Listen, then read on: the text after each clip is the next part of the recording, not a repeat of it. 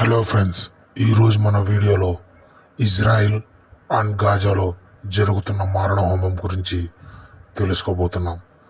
ఈ యుద్ధం వల్ల మూడో ప్రపంచ యుద్ధం స్తంభవించవచ్చని చాలా వరకు అపోహలున్నాయి. అపోహలే కాదు, అవి నిజం కావచ్చు కూడా. ఎందుకంటే ఇప్పటికే ఇజ్రాయిల్ గాజా మీద భారీ మిసైల్స్ని వేసి అక్కడ ఎంతోమంది ప్రజలను నాశనం చేయడం, అలాగే చెల్లా చెదురు చేసి వాళ్ళ ఆకలి దాహాన్ని తీర్చుకుంటోంది. నిజం చెప్పాలంటే గాజా ఇజ్రాయెల్ దేశమంతా గొప్ప దేశం.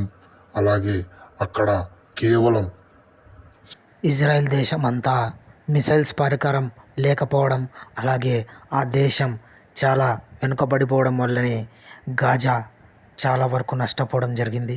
ఇజ్రాయెల్ తన అధికారాన్ని చూపిస్తుంది. ఇప్పుడు వచ్చినంత ఇన్ఫర్మేషన్ మేరకు గాజాలో 3,000 మంది చనిపోయారు.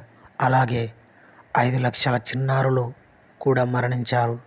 ఎంతో వేల మంది ఆసుపత్రిలో గాయాలతో చికిత్స పొందుతున్నారు. ఫ్రెండ్స్, ఈ యుద్ధాలు మనకెందుకు ఫ్రెండ్స్? ఈ దేశాల మధ్య చిచ్చు పెట్టేది కేవలం రాజకీయ నాయకులు మాత్రమే. వాళ్ళ అధికారం కోసం, వాళ్ళ దాహం కోసం అమాయకుల ప్రజల్ని చంపుకొని తింటున్నారు. అందరూ హింసాత్మకంగా మారి మనిషి ఒక మృగంలాగా మారిపోతున్నాడు. ఈ యుద్ధం ద్వారా కేవలం ప్రాణాలు పోవడమే తప్ప ఎలాంటి అభివృద్ధి జరగదు, ఎలాంటి సంపద రాదు. ఇది నిజం. ఈ యుద్ధం ఈ 2 దేశాల ద్వారా కాదు, మొత్తం ప్రపంచం మొత్తం ఈ యుద్ధం వ్యాపించి మూడో ప్రపంచ యుద్ధం జరగచ్చు ఫ్రెండ్స్. కాబట్టి మీలో ఎంతమంది మూడో ప్రపంచ యుద్ధం జరగవద్దు అని కోరుకుంటున్నారు? అలాగే మన భారతదేశం అశాంతిని ఎప్పుడు కోరుకోదు ఫ్రెండ్స్.